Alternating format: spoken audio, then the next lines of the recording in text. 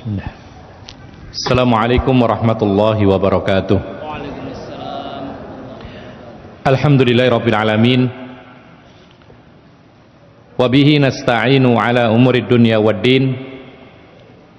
Wa nusalli wa nusallimu ala nabiyyina al-karim nabiyyina Muhammadin wa ala alihi wa sahbihi wa man tabi'ahum bi ihsanin ila yaumiddin wa sallama tasliman katsira amma ba'd. Kaum muslimin dan muslimat yang dimuliakan oleh Allah, puji syukur kepada Allah kita bisa kembali melanjutkan kajian kita dari kitab Fikih Muyassar, dan malam hari ini kita akan membahas tentang fi salatil idain, yaitu fikih salat hari raya. Kaum muslimin dan muslimat yang dimuliakan oleh Allah, ada beberapa permasalahan yang disampaikan oleh penulis dan insya Allah kita akan jelaskan satu persatu insya Allah. Beliau mengatakan, wal idani huma idul adha wa idul fitri. Dua hari raya itu adalah hari raya idul adha dan idul fitri. Wa kilahuma lahu munasabatun syar'iyyah.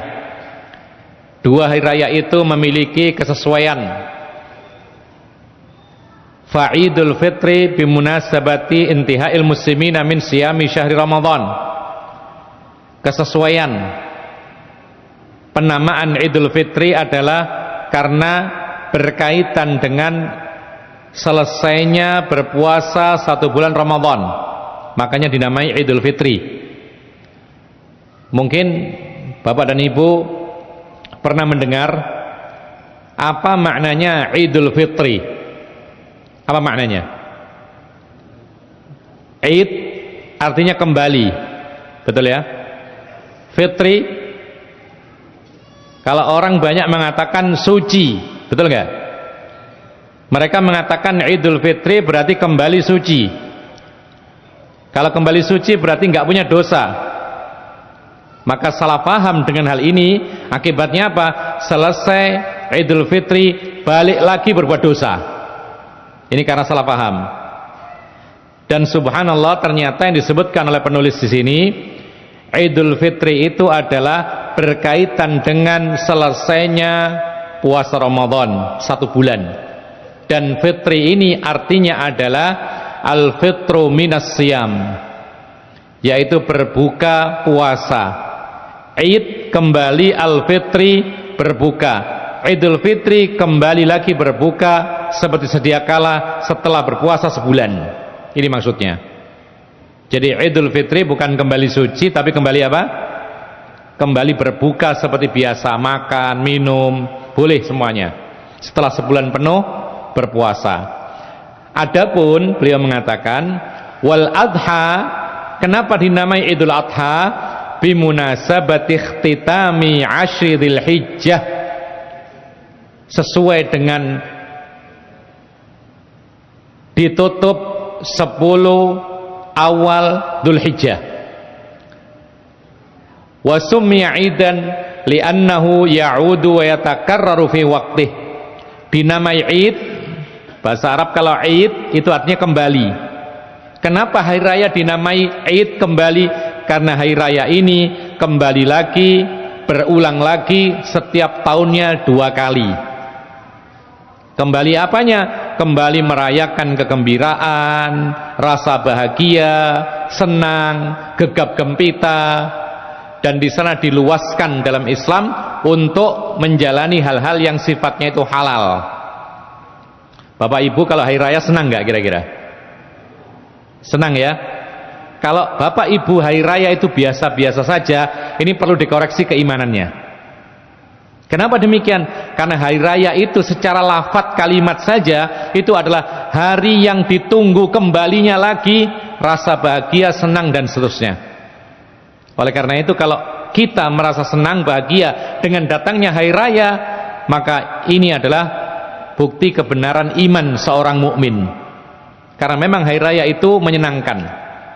Nah, ma'asyiral muslimin rahimakumullah. Adapun Idul Adha dinamai adhanya itu karena apa? Karena saat itu waktunya duha.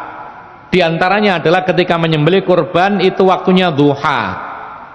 Jadi waktu menyembelih itu yang paling afdal setelah sholat Idul Adha langsung nyembelih, jangan ditunda-tunda. Bahkan ada keterangan salah satu sunnah Rasul khusus ketika Idul Adha itu ketika berangkat sholat hari raya Idul Adha itu menahan diri tidak makan sampai menyembelih, sampai selesai sholat nyembelih, lalu kemudian makan sebagian daging kurbannya sendiri. Itu termasuk sunnah Rasul.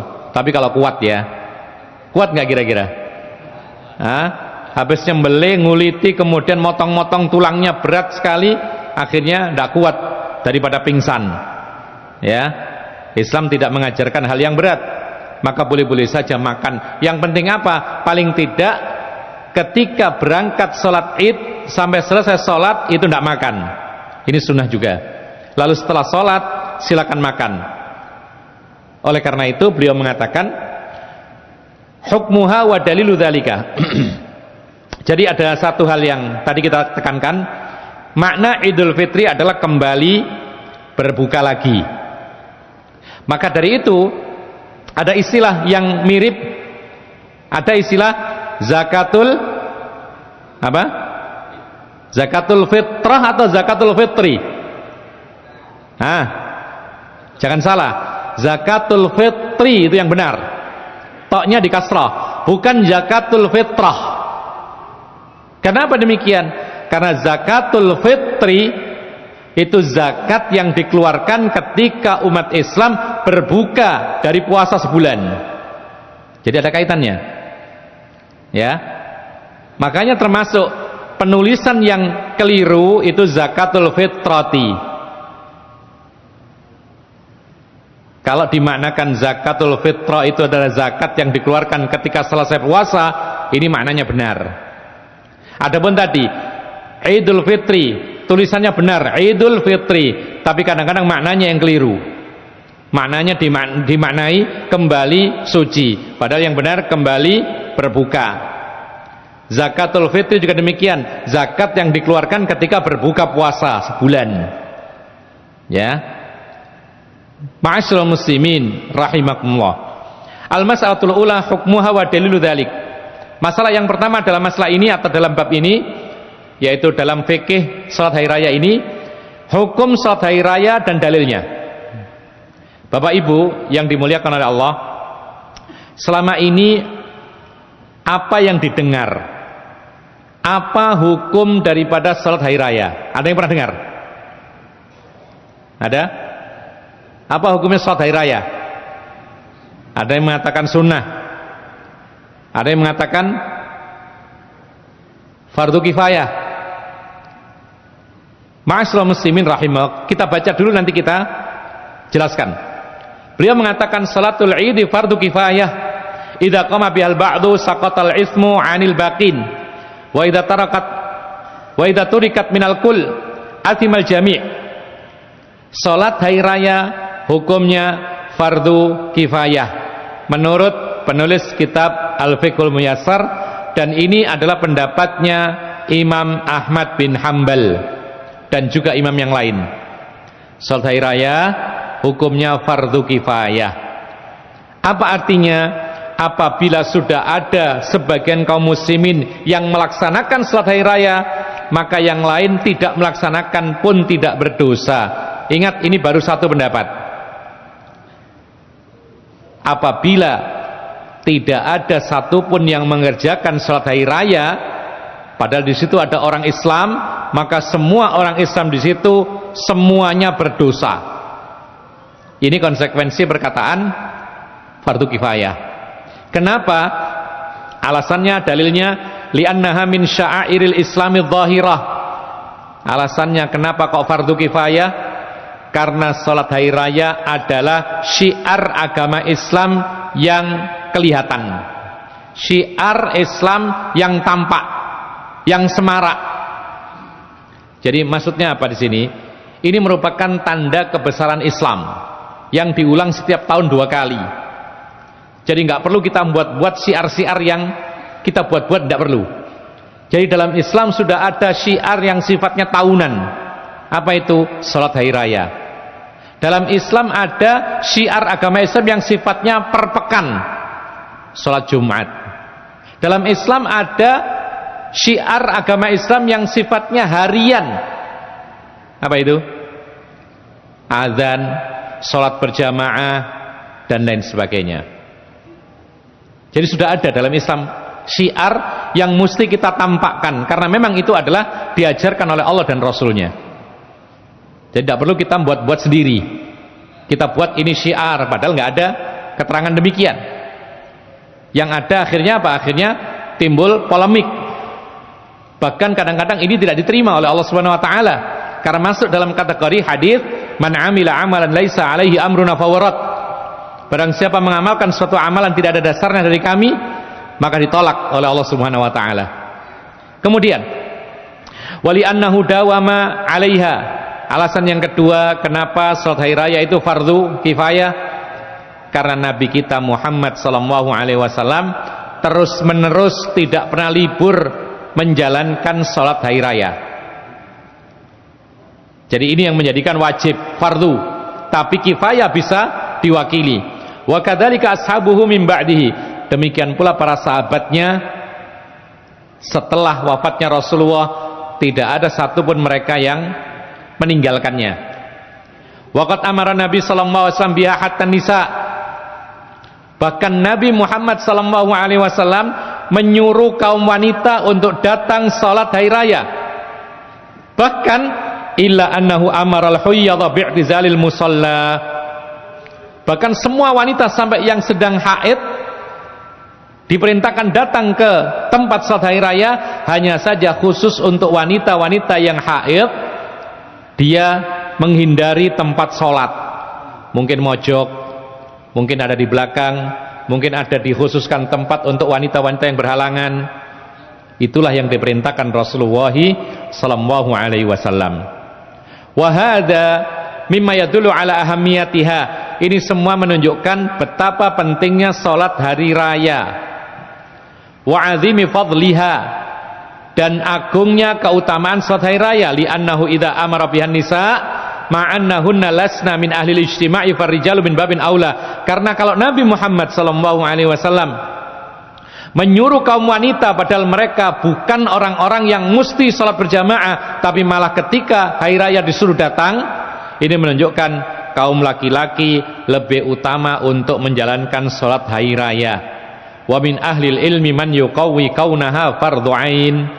Bahkan sebagian para ulama, nah ini isyarat ada pendapat yang kedua.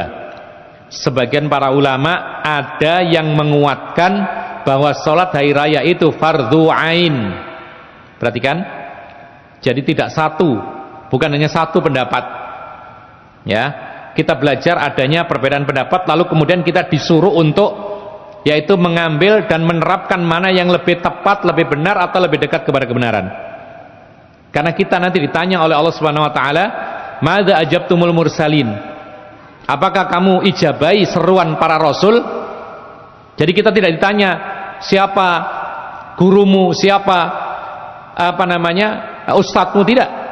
Tapi kita akan ditanya bagaimana sikapmu terhadap seruan yaitu Rasulullah sallallahu alaihi wasallam. Madza ajabtumul mursalin. Nah, sebagian pendapat atau sebagian ulama mengatakan bahwa salat hari raya hukumnya fardhu ain. Kalau fardhu ain itu seperti salat 5 waktu. Kewajibannya terkena semua person. Tidak bisa diwakilkan. Kalau tidak dilakukan dosa. Dan pendapat ini ikhwana fiddin azzakumullah ada pendapat yang cukup diperhitungkan. Kenapa demikian? Karena tadi Rasulullah SAW tidak pernah libur. Bahkan Rasulullah SAW menyuruh semua kaum muslimin dan muslimat sampai wanita haid, andaikan tidak haid dia akan sholat, tapi disuruh datang untuk menghadiri sholat hari raya. Ini menunjukkan betapa pentingnya, sehingga tidak heran ada sebagian para ulama mengatakan sholat hari raya itu hukumnya fardhu ain seperti sholat 5 waktu wajib. Fardhu ain tidak bisa diwakilkan. Meskipun sudah ada orang yang menjalankannya, tetap kita berkewajiban. Kalau tidak kita lakukan maka kita berdosa. Dan ini ikhwanna fiddin azakumullah adalah pendapatnya Imam Abu Hanifah, kemudian juga dikuatkan oleh Imam Syaukani, kemudian Syekhul Islam Ibnu Taimiyah juga menguatkan pendapat ini. Lebih-lebih lagi ada sebuah hadis Rasulullah SAW ketika memerintahkan kaum wanita untuk ikut sholat Id, sholat hari raya, maka ada seorang wanita datang kepada Nabi SAW, ya, dan ini diceritakan oleh Hafsah bintu Sirin. Beliau mengatakan, wahai Rasulullah, di antara kami kaum wanita itu ada yang nggak punya jilbab. Bayangkan, wanita zaman Rasulullah, dia itu tidak bisa keluar rumah, alasannya karena tidak punya jilbab. Ya, kalau sekarang kaum muslimah wanita tidak keluar rumah, kenapa? Kenapa kira-kira? Karena malu pakai jilbab. Karena disuruh orang tuanya pakai jilbab, tidak mau keluar akhirnya. Dibalik. Kalau dulu wanita-wanita sahabiyat itu tidak bisa keluar rumah karena tidak ada jilbab, padahal disuruh keluar oleh Rasulullah. Kalau sekarang kebalikannya, ditanyakan kepada Rasulullah, di antara kami ada wanita yang nggak punya jilbab, ya karena nggak punya. Jadi memprihatinkan dulu itu. Para sahabat Nabi itu ada yang sangat-sangat miskin. Di antaranya ya ini, ada wanita muslimah nggak punya jilbab, sehingga bagaimana kegiatannya di rumah. Bahkan di sana ada seorang laki-laki yang betul-betul miskin, ada. Dan itu diabadikan dalam kisah hadits yang dikeluarkan oleh Imam Bukhari dan Muslim. Jadi ketika sedang berdua dengan Rasulullah, orang miskin ini, tiba-tiba ada wanita, diceritakan oleh Allah dalam Al-Quran, wa mra'atan mu'minatan iwahabat nafsaha lin nabi in aradan nabiyyu ayastankihaha khalisatan laka min dunil mu'minin.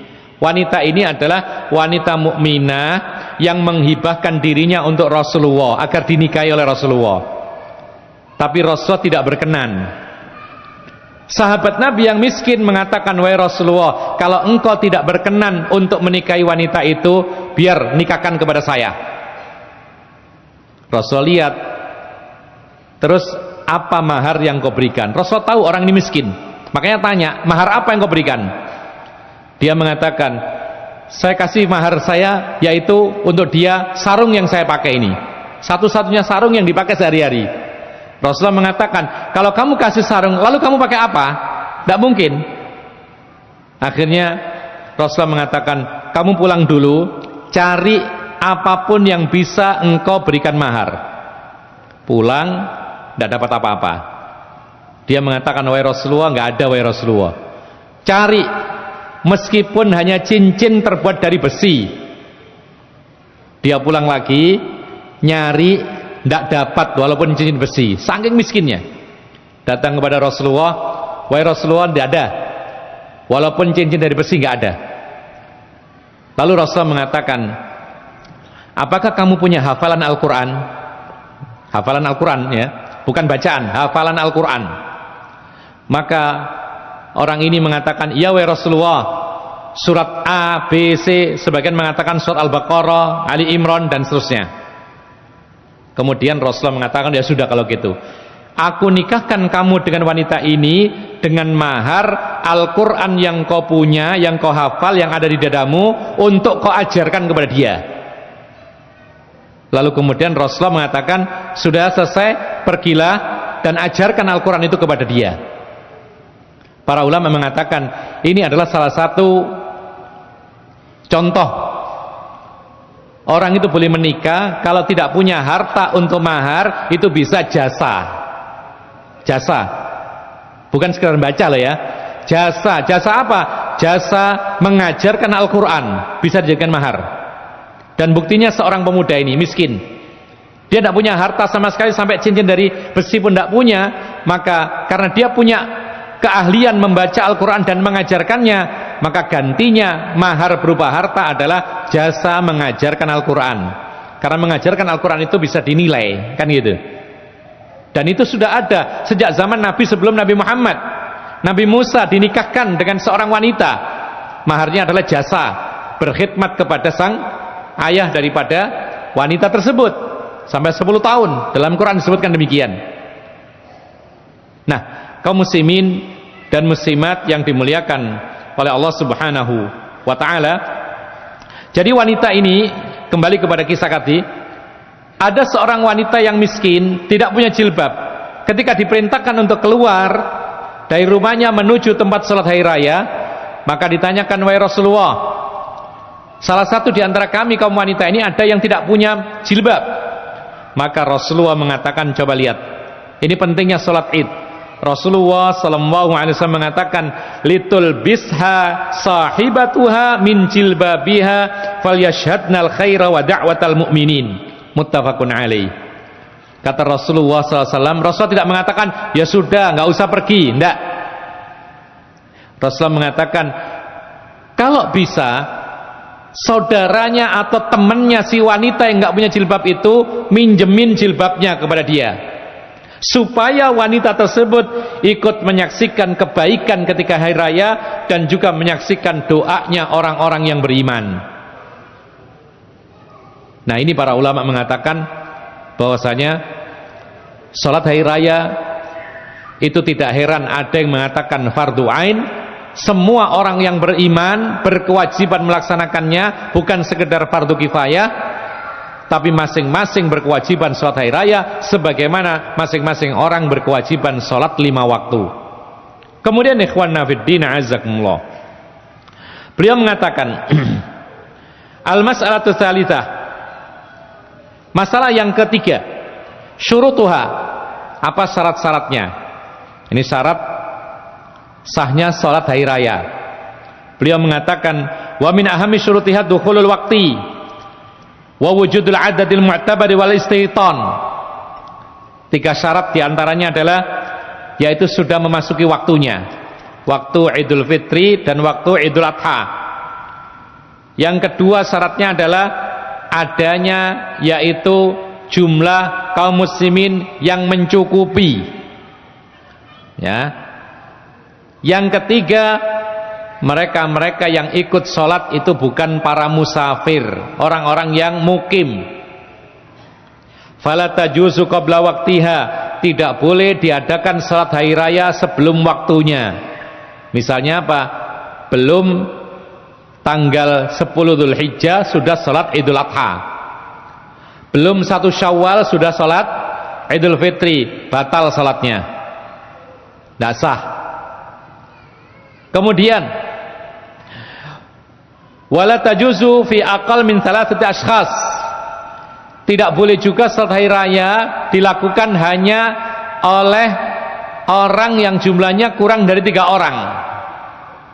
Karena ijtima', berkumpul itu minimal 3, maka salat hari raya minimal 3 orang. Jadi misalkan kalau ada di negara kafir misalnya, ya, itu tidak ada orang Islam kecuali cuma 3 orang. Waktunya sholat hari raya, maka mereka wajib menjalankan sholat hari raya. Terus gimana caranya? Ya dipelajari tata caranya bagaimana, kemudian waktunya bagaimana, kemudian sholatnya bagaimana. Ada khutbah, ya khutbah. Terus khutbah itu apa? Enggak harus orang yang ahli dalam ilmu, enggak harus, kalau memang kondisi, ya. Jadi semampunya. Kemarin kita sebutkan bagaimana dengan sholat Jumat. Bahkan sah sholat Jumat itu meskipun dengan jumlah yang tidak harus 40. Karena pembatasan seperti ini tidak sahih. Oleh karena itu kita katakan bahwasanya sholat hari raya juga demikian sah meskipun hanya 3 orang, kalau memang tidak ada orang lain.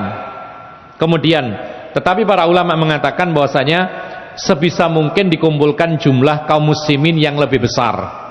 Itulah salah satu hikmahnya kenapa Rasulullah mengadakan sholat hari raya itu di tanah lapang, ya, di tempat terbuka atau di tanah lapang. Karena tanah lapang itu lebih besar daripada masjid, sehingga bisa mengumpulkan seluruh warga di kota Madinah. Demikian pula di tempat kita, sekiranya seluruh warga di sekitar kita kumpul jadi satu di tanah lapang atau di misalnya di parkiran atau yang semisal, tidak masalah. Yang penting kaum muslimin berkumpul dalam jumlah yang lebih besar daripada ketika sholat Jum'ah. Kaum muslimin dan muslimat yang dimuliakan oleh Allah Subhanahu wa taala.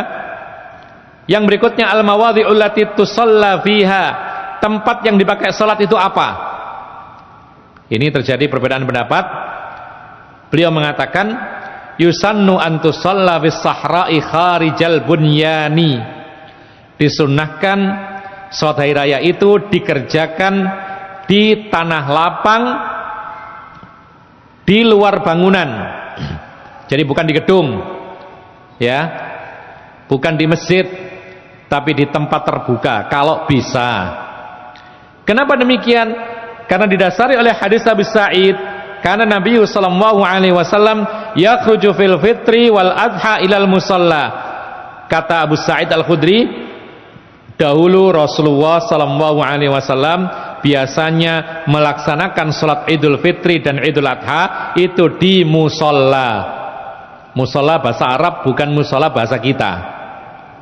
Ya. Kalau musalla bahasa kita apa? Hah? Langgar. Ya. Masa salat hari raya dilanggar? Enggak. Musalla itu tempat salat hari raya. Ada dua musalla di Madinah. Ada musallal Id, ada musallal Janaiz. Jadi di Madinah itu ada dua tanah lapang zamannya Nabi. Yang pertama adalah tanah lapang untuk salatul Id, yang kedua tanah lapang untuk salat jenazah.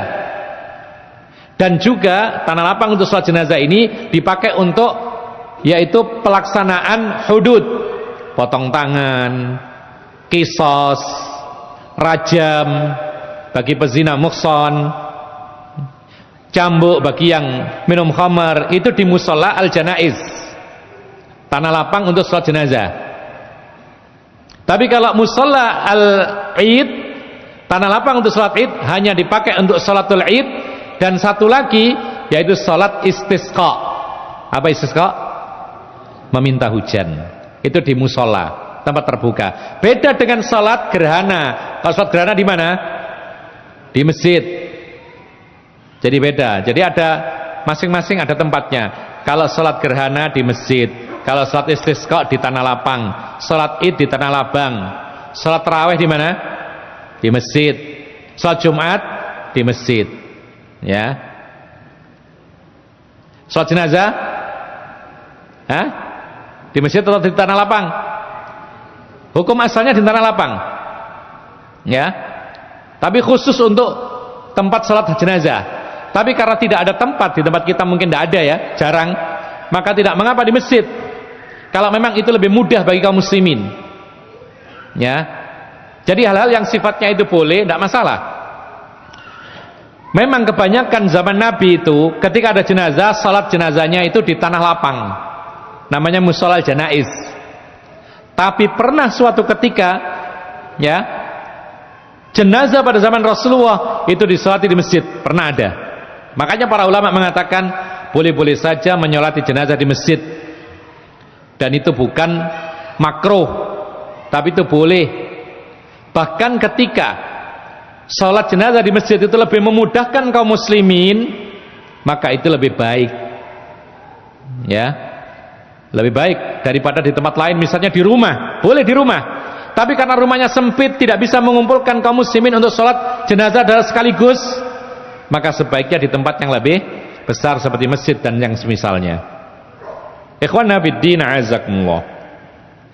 Beliau mengatakan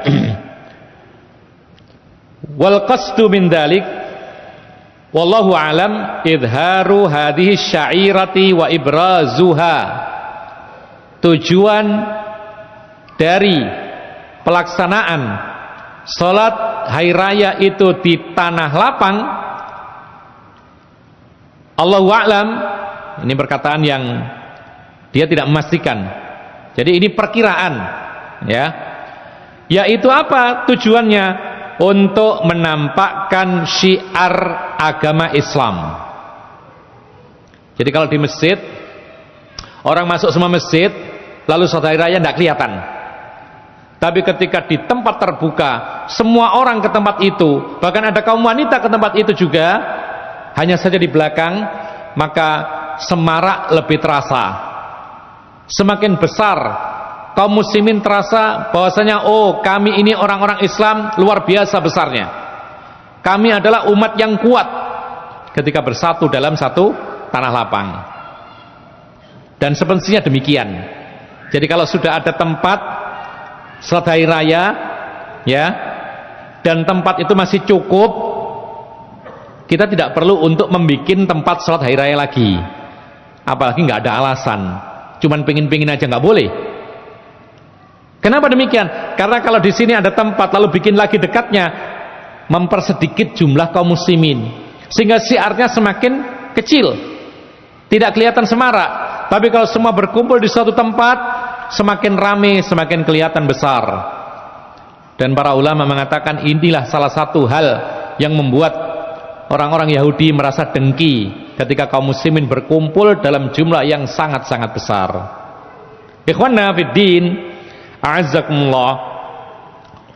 Wa yajuzu salatuha fil masjidil jami' min 'udhrin kal matari war rihi asyadidati wa nahwi dzalik. Tetapi boleh-boleh saja salat hari raya itu dilakukan di masjid ketika ada halangan, tidak bisa dilakukan di tanah lapang. Bisa mungkin karena hujan, karena angin yang sangat keras atau dingin, dan yang semisalnya. Para ulama mengatakan meskipun ini ada silang pendapat di kalangan para ulama, kalau kebanyakan yaitu di antara kita yang bermadzhab Syafi'i dalam masalah ini, mereka mengatakan sesuai dengan madzhab mereka, yaitu sholat hari raya itu sebaiknya di masjid. Ya, ini memang pendapatnya madzhab Syafi'i. Bahkan ini perkataan Imam Syafi'i. Saya nukil perkataan Imam Syafi'i langsung. Qala Syafi'i rahimahullah taala, in kanal masjidu wasi'an fassalatu fihi aula li'annahu khairu biqa'i wa adhariha walidzalika yusalli ahlu Makkah fil Masjidil Haram. Ini perkataan Imam Syafi'i. Coba nanti kita pikirkan sejenak, dan kita tidak boleh kemudian menyikapi dengan cara yang tidak adil. Kita harus menerima perkataan benar dari manapun datangnya. Imam Syafi'i mengatakan, apabila masjid itu luas, ya, maka sholat hari raya sebaiknya di masjid. Apa alasannya? Perhatikan, karena masjid itu adalah tempat yang paling baik di muka bumi dan paling suci. Kalau dibandingkan lapangan dengan masjid, mana yang lebih suci? Masjid. Ada benarnya perkataan Imam Syafi'i, kita lihat nanti. Kemudian oleh karena itu penduduk Mekah dari dahulu sholat hari rayanya itu di Masjidil Haram. Kenapa? Ya nggak ada tempat lain yang lebih besar kecuali Masjidil Haram. Akhirnya sholatnya pun juga di Masjidil Haram. Ma'asyiral muslimina rahimakumullah. Sekali lagi ini silang pendapat di kalangan para ulama. Bagaimana kita menyikapinya? Menyikapinya tidak boleh fanatik. Kita tidak akan ditanya yaitu apa perkataan imammu, tidak. Kita tidak akan ditanya apakah kamu ikut Imam Ahmad atau Imam Syafi'i, tidak. Tapi kita akan ditanya apa yang kau lakukan ketika Rasulullah SAW menyerumu. Jadi yang ditanya itu dasar hukumnya dari Rasulullah apa. Oleh karena itu, ma'asyiral muslimin rahimakumullah, kita katakan bahwasanya dalam hal ini apa yang dikatakan oleh imam yang lain, termasuk diantaranya Imam Ahmad, bahwasanya sholat hari raya itu lebih utama di tanah lapang atau tempat terbuka. Apa alasannya? Yang pertama, karena itulah kebiasaan Rasulullah setiap sholat hari raya. Yang kedua, Rasulullah tidak pernah sholat hari raya di masjid kecuali ada uzur, seperti hujan, angin yang sangat kencang, atau mungkin ketika kadang-kadang di di tanah Arab itu kadang-kadang tiba-tiba muncul badai. Badainya itu berupa pasir naik sehingga menjadi gelap gulita. Orang kesulitan yaitu harus ke tanah lapang misalnya, maka boleh di masjid. Jadi kalau ada halangan maka sholatnya di masjid. Alasan yang berikutnya karena Nabi Sallallahu Alaihi Wasallam ingin menunjukkan yaitu besarnya syiar agama Islam, dan itu terwujud ketika kaum muslimin berkumpul semuanya di tanah lapang, tempat terbuka, sehingga terasa yaitu gegap gempita, kebahagiaan besarnya Islam dan kaum muslimin ketika berkumpul jadi satu. Ma'asyiral muslimin rahimakumullah. Masalah berikutnya waktunya. Wa waqtuha kasalatid duha ba'da irtifa'is syamsi qadra rumhin ila waqtiz zawali li'anna an-nabiy sallallahu alaihi wasallam wa khulafa'ahu kanu yusallunaha ba'da irtifa'is syamsi wa li'anna ma qabla irtifa'is syamsi waqtu nahyin. Adapun waktu salat hari raya itu adalah waktu duha, yaitu seperti salat duha. Kapan waktu duha itu? Waktu duha itu ada awal, ada akhir, ada pertengahan. Awal waktu duha itu adalah ketika matahari terbit, muncul dan sudah mencapai setinggi tombak. Jadi kalau kita lihat matahari di mana? Timur sana. Matahari muncul, baru muncul itu belum boleh sholat.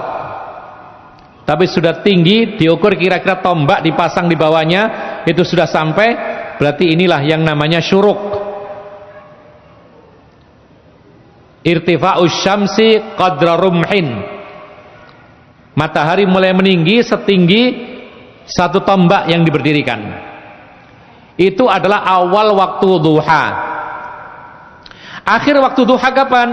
Akhir waktu duha itu adalah ketika menjelang matahari berada di atas kepala.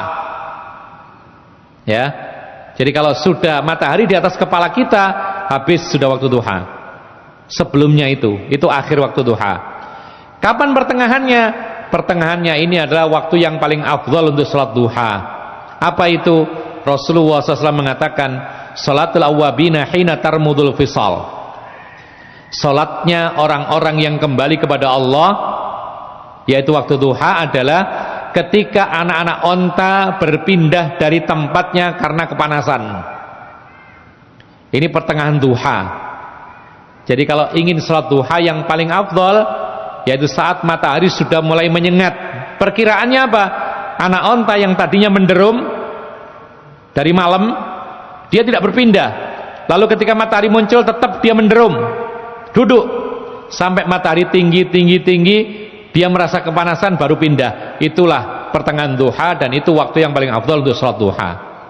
Nah, untuk salat hari raya itu awal waktu duha, diakhiri sampai yaitu waktu zawal, menjelang zawal, menjelang tergelincirnya matahari, atau maksudnya adalah ketika sebelum matahari berada di atas kepala. Karena Nabi Sallallahu Alaihi Wasallam dan para khulafaur rasyidin, mereka salat hari raya setelah matahari meninggi, dan sebelum meningginya matahari itu adalah waktu terlarang untuk sholat.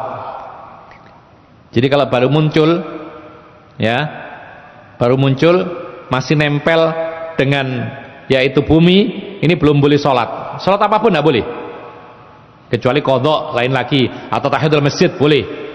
Sholat sunnah nggak boleh. Meninggi sampai kira-kira dari bumi itu jaraknya mungkin 1,5 meter gitu ya, 1 tombak, baru boleh sholat. Makanya kalau antum ingin melaksanakan sholat 2 rakaat yang digandeng dengan sholat subuh, ya, Rasulullah sholat subuh berjamaah, lalu duduk berzikir sampai matahari terbit, ya, lalu sholat 2 rakaat, maka pahalanya seperti pahala haji atau umrah? Nah, seperti umrah, ya kan? Maka para ulama mengatakan maksudnya adalah yaitu sholat tersebut ketika matahari sudah setinggi tombak.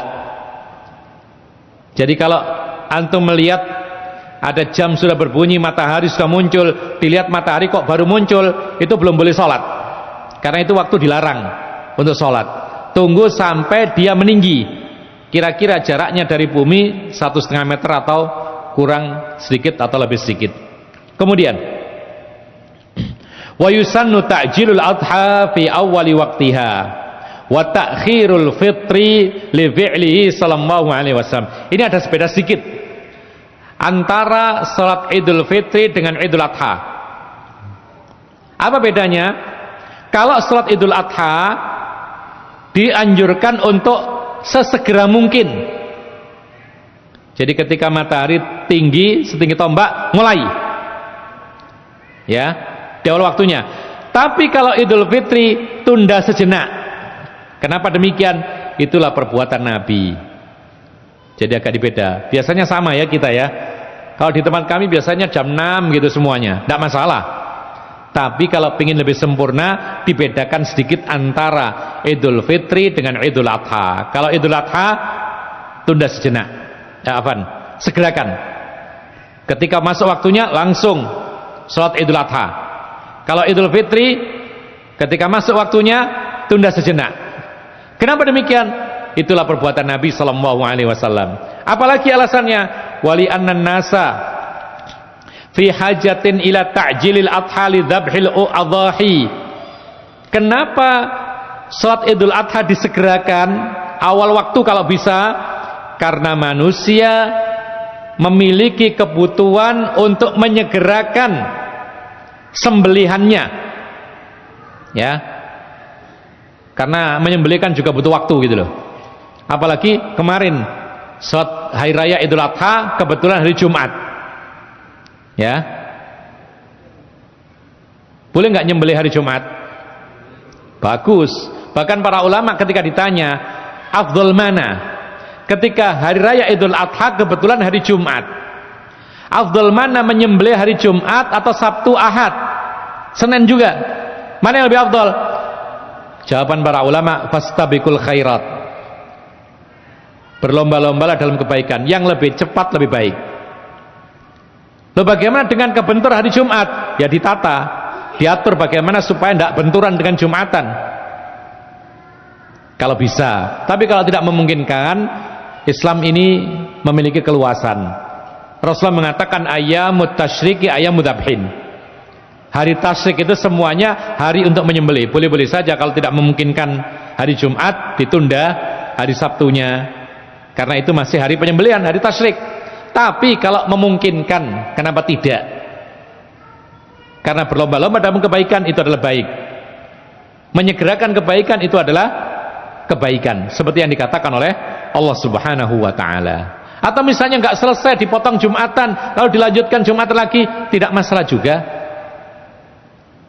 Hari Jumat tidak menghalangi untuk berkurban. Allahu a'lam. Kemudian beliau mengatakan lagi, wahum fi hajatin ila imtidadi waqti salatil fitri lihat tasya ali adai zakatil fitri. Sedangkan mereka juga butuh waktu yang lebih untuk salat Idul Fitri agar supaya mereka bisa melaksanakan zakatul fitri. Jadi bedanya gini, kalau Idul Adha, salat hari raya Idul Adha itu sesegera mungkin, datang waktunya langsung dimulai kalau bisa. Kenapa demikian? Karena setelah salat Idul Adha itu masih ada proses penyembelihan, menguliti, memotong-motong, apalagi packingnya, kemudian distribusi, butuh waktu. Makanya salat hari raya sesegera mungkin. Beda dengan salat Idul Fitri, ditunda sejenak. Kenapa demikian? Karena orang-orang masih ada yang belum tuntas membayar zakatul fitri. Karena waktu zakatul fitri itu sampai salat Idul Fitri. Jadi mungkin masih ada yang beli beras, mungkin masih ada yang nganter ke warganya dan lain sebagainya. Maka salatul Idul Fitri ditunda sejenak. Mungkin ditambahi mungkin 1/4 jam. Dan ini fleksibel, tergantung kondisi. Jadi bukan berarti harus ditunda setengah jam, enggak. Ini tergantung kondisi. Kalau memang kaum muslimin sudah siap semua, dimulai jam 6, kenapa tidak? Ya. Kemudian kaum muslimin dan muslimat yang dimuliakan oleh Allah Subhanahu wa taala, adapun sifat tata caranya dan apa bacaannya, penulis mengatakan wa sifatuha rakaatani qabla al-khutbati liqauli Umar salatul fitri wal adha rakaatani tamamun ghairu qasrin ala lisan nabiyikum wa qad khaba man iftara. Kalau ini sudah kita tahu semua ini. Tata cara salat Idul Fitri dan Idul Adha itu adalah 2 rakaat salat sebelum khutbah. Berdasarkan perkataan Umar bin Khattab, salat Idul Fitri dan Idul Adha itu 2 rakaat, dan itu adalah salat yang sempurna, bukan dikosor. Memang begitu, 2 rakaat. Sebagaimana salat Jumat 2 rakaat, ya.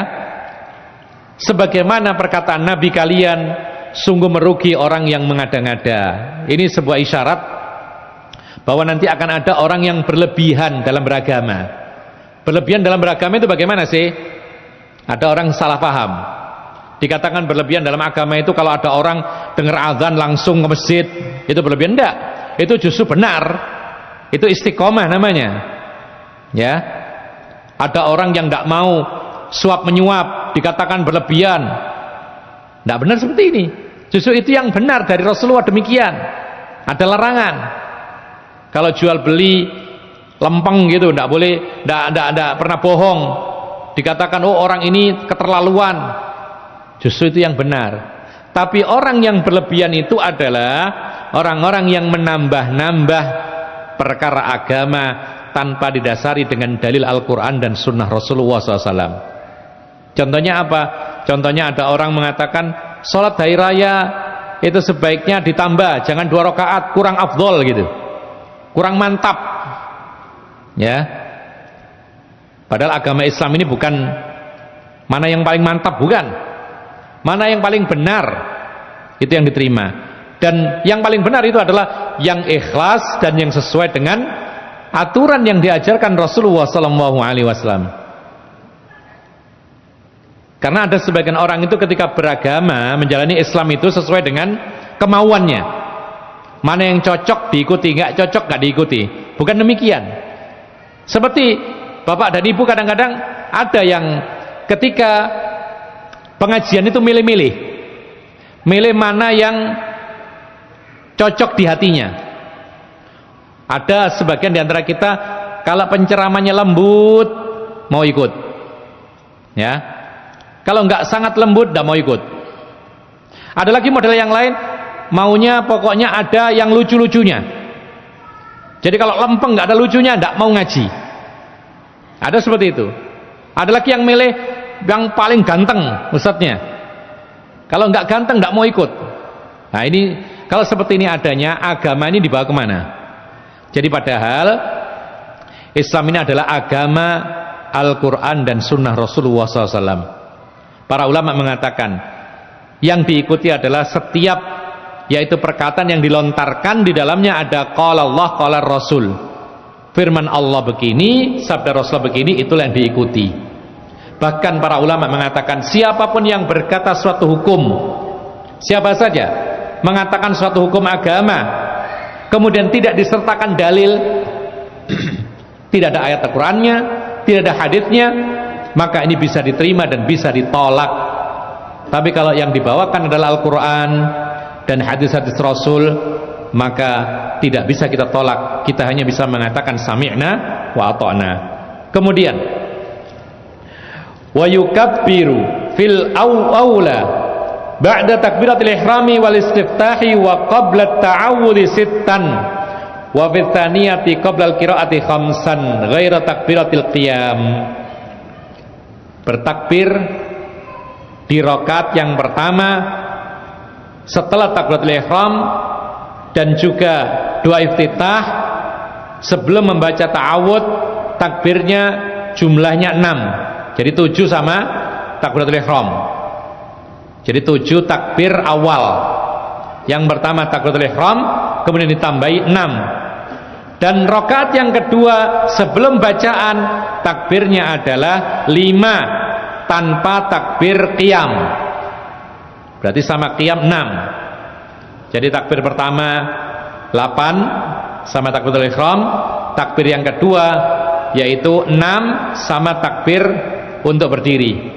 Li hadits Aisyah marfu'an, didasari dengan hadis Aisyah secara marfu' sampai kepada Nabi, at-takbiru fil fitri wal adha fil ula sab'u takbirat. Takbir dalam salat Idul Fitri dan Idul Adha. Di rakaat yang pertama ada 7 takbir, wa fi tsaniyati 5 takbiratin siwa takbiratai ruku'. Sedangkan rakaat kedua ada 5 takbir selain takbir ruku'. Wa yarfa'u yadaihi ma'a kulli takbiratin. Setiap kali takbir itu mengangkat tangan. Jadi Allahu Akbar, mengangkat tangan. Kalau ada sebagian yang tidak mengangkat tangan, maka memang ada pendapat yang mengatakan demikian. Tapi mayoritas para ulama mengatakan setiap takbir itu disertai mengangkat tangan. Ya. Dan itu perbuatan Ibnu Umar dan perbuatan sahabat-sahabat yang lain. Dan ini pendapat yang kuat. Ada pendapat yang mengatakan takbir mengangkat tangan hanya pertama saja, Allahu Akbar. Kemudian lagi Allahu Akbar diam begini, Allahu Akbar lagi diam begini. Maka ini pendapat yang lemah. Pendapat yang lemah. Kemudian beliau mengatakan, li'anna Nabiya sallallahu alaihi wasallam kana yarfa'u yadayhi ma'at takbir. Didasari Nabi sallallahu alaihi wasallam selalu mengangkat tangannya disertai dengan takbir. Tsumma yaqra'u ba'dal isti'adzati jahran bighairi khilaf. Kemudian sang imam membaca Quran atau ayat setelah berta'awud itu dengan suara yang jelas, dengan tanpa ada perbedaan pendapat. Wa yaqra'ul Fatihata fil ula bisabbihisma rabbikal a'la wa fil tsaniyati bil ghasyiyah. Liqauli Samurata kana sallallahu alaihi wasallam yaqra'u fil idain sabbihisma rabbikal a'la wa hal ataka haditsul ghasyiyah. Di rakaat pertama setelah takbir 7 kali tadi membaca ta'awud, kemudian membaca Al-Fatihah, kemudian membaca Sabbihis. Ini termasuk sunnah. Makanya jangan heran kalau imam salat hari raya itu biasanya membaca Sabbihis di rakaat yang pertama. Lalu rakaat kedua membaca Al-Fatihah dan Al-Ghasyiyah. Hal ataka hadithul ghasyiyah. Persis seperti salat Jumat. Ini termasuk sunnah. Ya. Wa sahha anhu sallallahu alaihi wasallam annahu kana yaqra'u fil ula qaf wal Qur'anil Majid wa fi tsaniyati iqtarabatis sa'atu wan syaqqal qamar. Dan juga ada sunnah yang lain. Jadi enggak hanya Sabbihis sama Al-Ghasyiyah saja. Ada juga riwayat yang sahih dan ini merupakan salah satu bentuk sunnah yang lain bahwa Nabi sallallahu alaihi wasallam ketika salat hari raya beliau membaca surat Qaf, Qaf wal Qur'anil Majid sampai selesai. Lumayan panjang ya. Kemudian rakaat kedua membaca apa? Iqtarabatis sa'atu wan syaqqal qamar. Surat apa? Al-Qamar. Lebih panjang lagi. Dan para ulama mengatakan ini sahih dan yang Sabbihis dengan hal ataka hadithul ghasyiyah juga sahih. Pilih yang mana kira-kira? Hah? Pilih yang pendek? Tidak harus, tergantung imamnya. Ya, tergantung imamnya. Ya. Kalau antum mungkin ya, kalau antum yang ngimami itu adalah Syekh Abdurrahman Sudes, pasti milih yang panjang. Betul nggak? Iya, ingin menikmati sholat kan gitu.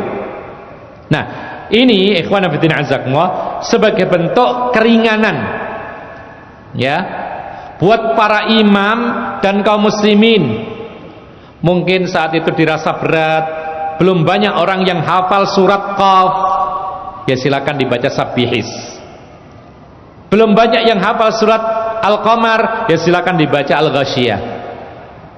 Tapi kadang-kadang suatu ketika kaum muslimin di sini militan, rata-rata penghafal Quran, paling tidak rata-rata sudah menghafal juz 30, bukan 30 juz. Juz 30 ya, bahkan sebagian besar juga menambah juz 29, 28, 27. Maka silakan dibaca yang lebih daripada Sabbihis tadi. Namun ikhwan fiddin azzakumullah, para ulama mengatakan bahwasanya ini kita boleh memilih mana yang lebih maslahat. Kalau imamnya nggak hafal, ya jangan dipaksakan. Imamnya hafalnya Sabbihis sama Al-Ghasyiyah, ya sudah itu yang dibaca. Bahkan para ulama mengatakan andaikan membaca selain yang 4 tadi, membaca bukan Sabihis, bukan Al-Ghasyiyah, bukan Qaf, bukan Al-Qamar, maka boleh-boleh saja dan sah salat hari rayanya. Kenapa demikian? Karena Allah mengatakan faqra'u ma tayassara minal Qur'an, bacalah yang mudah dari Al-Qur'an ini. Fayura'i al-ityan, fayura al-ityanu bihadza marrah wa hadza marrah amalan bisunnati ma'a mura'ati dzurufil musallina fayakhudhuhum bil arfaqi. Bagaimana sikap seorang imam? Maka harus melihat, memperhatikan, dan kadang-kadang pakai yang ini, kadang-kadang pakai yang lain. Perhatikan kemaslahatan untuk mengamalkan sunnah. Lihat kondisi kaum muslimin.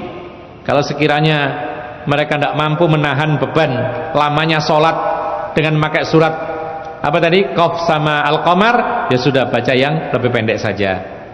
Fayakhudhu bil arfaq, seorang imam diperintahkan untuk yaitu melakukan sholat itu dengan sholat yang sekiranya itu membuat makmumnya merasa nyaman. Ya, misalnya imamnya kalau ngimami kurang pas misalnya, gimana kalau ngimaminya kurang pas bacaannya? Kalau baca panjang maka jamaahnya pun tidak betah gitu. Ya, kalau seperti ini bukan dirubah bacaan jadi pendek, diganti imamnya kalau bisa. Ya, cari yang imamnya yang bagus, kayak imam-imam di masjid kita ini, masya Allah. Jadi seperti ini gambarannya. Ya, dan kalau bacanya seperti ini, orang insya Allah akan merasa nyaman. Dan perlu diingat, orang menjadi imam itu bukan salat untuk dirinya sendiri. Makanya dalam hadis Rasulullah mengatakan barang siapa menjadi imam hendaknya meringkas salatnya. Jadi bukan yang paling pendek, ringkas. Sekiranya apa? Tidak membuat bosan manusia. Dan itu relatif orang itu. Kalau bacaannya bagus, dibaca agak panjang, tidak akan bosan. Seperti Rasulullah, bacaannya bagus. Ketika subuh membaca as-sajdah dan hal ata 'alal insan, tidak ada yang ngeluh. Kenapa demikian? Karena bacaannya bagus. Dan ini semoga kita ini diberikan kemudahan oleh Allah Subhanahu wa taala untuk bisa membaca Al-Qur'an dengan bagus. Dan semoga kita tetap menjadikan sholat ini sebagai qurratu ayun, yaitu yang membuat senang kita ini sholat. Jadi jangan sampai kita ini seperti yang dikatakan oleh para ulama, sementara Nabi mengatakan ya Bilal arifna bis sholat, wahai Bilal buat kami ini senang dengan sholat, istirahat dari perkara dunia lalu merasa nikmat dengan sholat. Kalau kita kadang-kadang ya Bilal arifna minas sholat, wahai Bilal buat kami ini santai dari sholat, segerakan sholat. Jangan. Kalau bisa kita merasa nyaman dengan sholat, dan itu ada upaya. Di antara upayanya adalah kita berusaha menghafal ayat-ayat Al-Quran, memahaminya. Sang imam juga berusaha membaca dengan sebaik-baiknya, sehingga ada timbal balik yang sangat, yaitu saling membantu.